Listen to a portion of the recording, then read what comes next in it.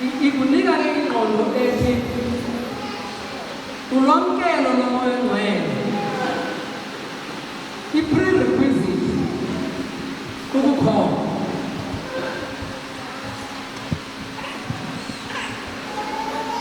Thabika ayo-prerequisite sithi ke into yokuqala ezawukwenzeka lesiyilindeleyo uba ukhona.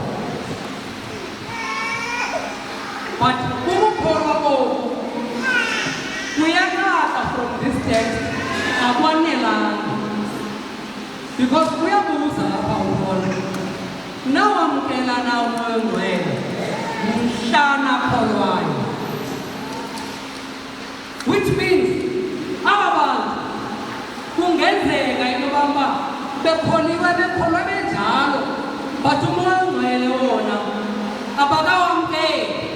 Ebengenawubuza la mazwi ukhona if aba bantu bebewamkele lo moya. Ile babuze la mazwi kungenxa yoba ukliye into yoba aba bantu abakawamkeli umoya ongcwele.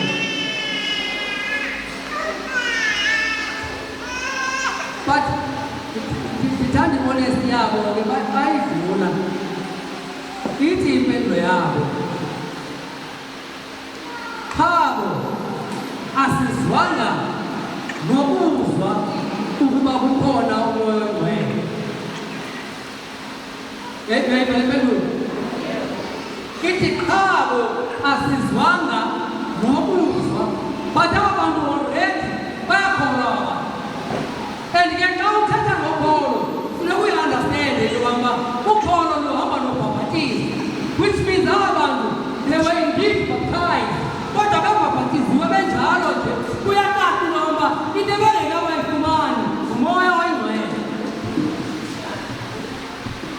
And bavele bahonesti abantu ngabantu, bavele bathi thina abathi hayi asiyile kwinkonzo, mhlawumbi omnye angathi hayi ndandikhona kwinkonzo abafundisi, ndandikhona kusamkela umoya ongcwele. Abathi hayi sakhe sababo bathi asizwanga nokuzwa. Funa ke siyijonge kuso phakathi kwezenzo 8. Sifunde verse 14. Hayi masiqale 13. Naye uSimoni wabhora wathi esebhabhatiziwe wanamathela kuFilipi, wamangala ebona izibonakaliso nemisebenzi emikhulu yamandla eyenziwayo. Kwathi ukuba abapostoli baseJerusalema bezwa ukuthi iSamariya linamkele ilizwi likaNkulunkulu, bathumela kubo uPetru noYohane. Uyayibona uba inento nokwenza le nto uba uyaqale wamkele ilizwi, okanye ke ngamanye amazwi ukholwe. But kuyenzeka uba usukholiwe ulamkela ilizwi but ube umoya utheni wona ungekawamkeli. Andikho sure ke ngoba le nto iyavakala ngoba mna ndiyazi uba ndiyavakala. Abantu endisho ngawo uba abangizwa nabo ndifulesile apho izolo ndayibona uba yeyi le nto iyakwazi ungavakala. Nam mandikele nam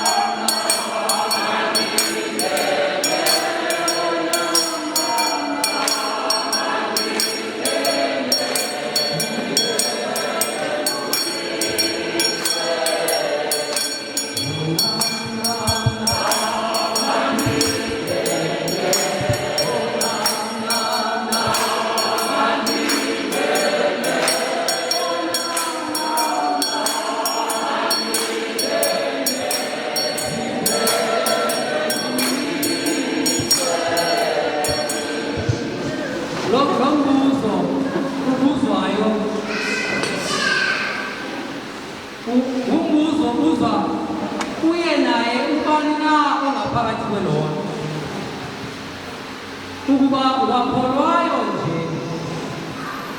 Alright, okanye mhla wakholwa wawamkela nawo umoya omngcwele. Ubhabhatizo ke bathathu esilaziyo lokuqala lubhabhatizo lukaYohane, elubhabhatizo lasebuhlukweni noxolelo lantoni lezono. Ngamanye amazwi umpristi ayiphathisiweyo uphathiswe ukuxolela izono. Noba ufumene ubhabhatizo owawubhabhatizwe ngalo lokuqala kufuneka wazi olo bhabhatizo yalubhabhatizo lwasebuhlukweni. Athi xa uJohane umbhabhatizo edlula athi ukhona onamandla ozayo, uthi ke yena uyakunibhabhatiza ngantoni? Ngomoya nomlilo. Sikulombozo namhlanje lobhabhatizo lantoni lomoya. Uthi ke umbuzo wethu namhlanje, nakholwayo nje nawamkela nawo umoya omngcwele. Kungenzeka ukuba silapha namhlanje ubizwa njengomzalwane, kungenzeka ulapha namhlanje ubizwa njengodade, futhi sekuyiminyaka ubizwa ngale nto ubizwa ngayo, but umbuzo umile wona wakholwayo nje wawamkela na umoya omngcwele. Uthi uYesu ayahamba eshiya abafundi bakhe, uthi ndiyahamba ndiyakubawo, uthi kwephandisani umshiya ngoba, uthi ngiyonilandela umthokozisi.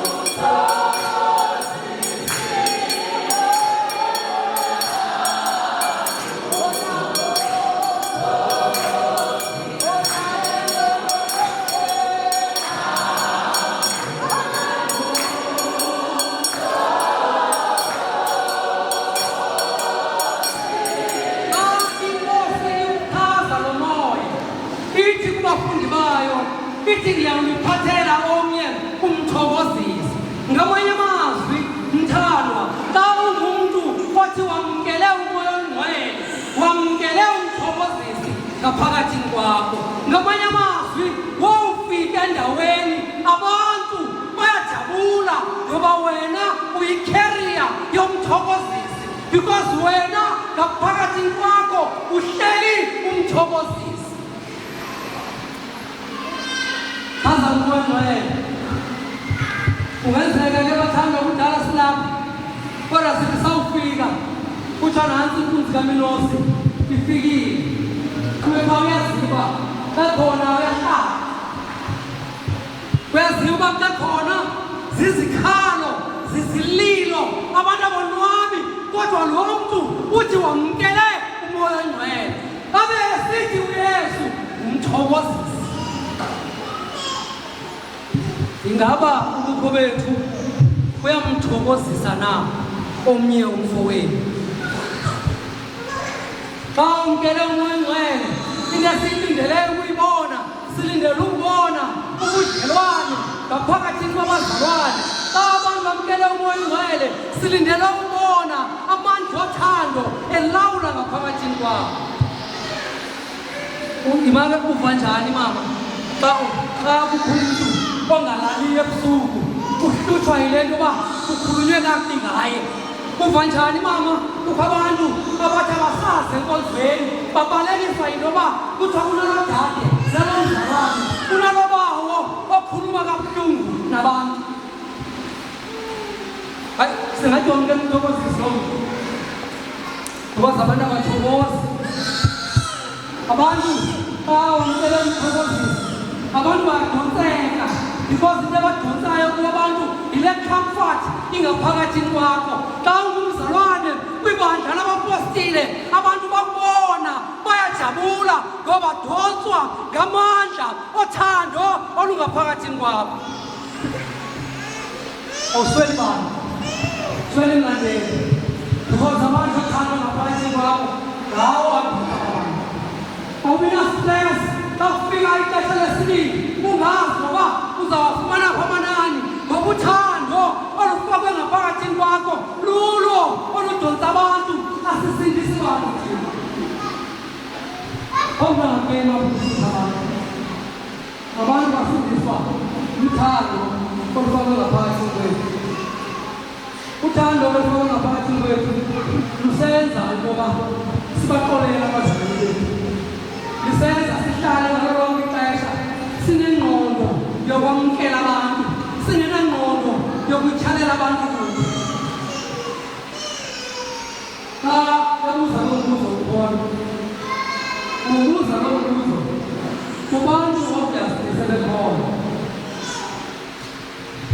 njenganathi aba side sibizwe nangeetayitile ezinkulu side sibizwe ngamagama amakhulu kodwa lo mbuzo umile nakuthi sakholwayo nje ngabasawamkela nawugcwele indaba yakholo kubathanda kufuneka uyahlule i-belief ne-faith xa uthetha nge-belief uthetha ngenye into xa uthetha nge-faith uthetha ngenye into ngoba i-belief yile nto yokuba uyakholelwa kufanba uthi hayi ndiyakholelwa entweni ethile nangoku xa ungathetha apha zininzi izinto ezikholelwa kuzo ezisebantwini bathe aba bantu bakusibesenzela phantsi siqhubeke because besikholelwa kubo aba bantu bawuthikidela nathi sithikidela because besikholelwa kubo kodwa kuba sinenkolo inkolo ke ikuthini andinawuthi kusasa xa ndisithi ayisekho rayithi nasepostile nawe ube confused because awukholelwa bantwini kodwa inkolo yakho ikuthini awukholwa kuthixo nabakela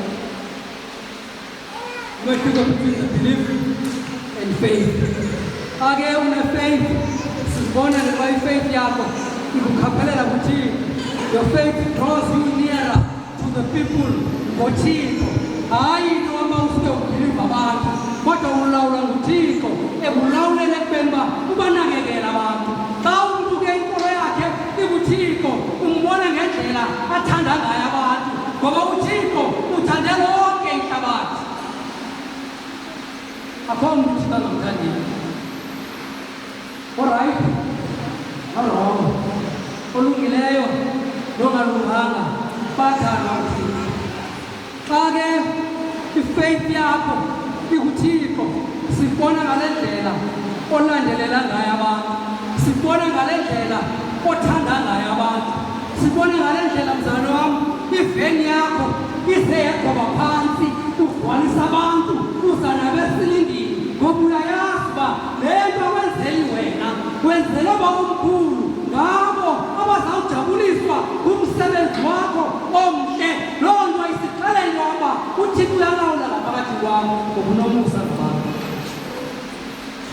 xa umusa ungasekho kulahlekelele siyalibala noba lo msebenzi siwenzela uba omkhulu ithi incwadi yakho ezenzo zokuqala xa ithetha ngelusuku lanamhlanje ithi eli lidinga loyihlo ngamanye amazwi namhlanje sikwi-fulfillment of the promise eyenziwa kwaba omkhulu leyo fulfillment ke kufuneka siyibone ngendlela thina esibanobudlelwane nayo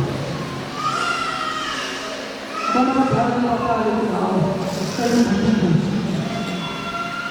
ngeke abantu abadala bayamkele into yethu yokuba sibe ngabantu abaconfused into abangayamkela bangamkela oba sibe ngabantu abanedirection i-direction ebathandwa yinye ngumpostoli wabapostoli ayikho ngenye i-direction funeka amehlo ethu sonke siwajongise kulo nyama yobhedu umpostoli ntloko yonke into eyenziwayo uba siyenzi egameni lakhe asiyenzi ngoba instruction yakhe funeka sazi uba sikude ngumoya ngcwele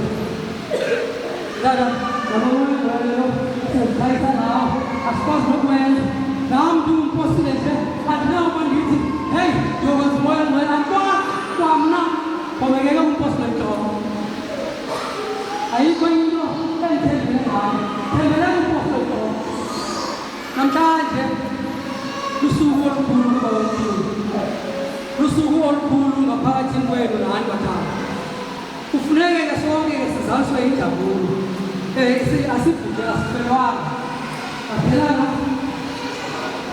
hayi asifelwanga funeke sizaliswe yoni ya hayi asisabuzwa bangaphi nangoma besiyifuna before nantayi asayifuna ngoba ethi bangaphi nangoma ndiyayazi ukuba qala ngabantanga lena asayifuni nangoma ethi bangaphi batheni hayi not namhlanje size kwinjabulo size kwintoni ake ngilizwe ngijabule kangakanani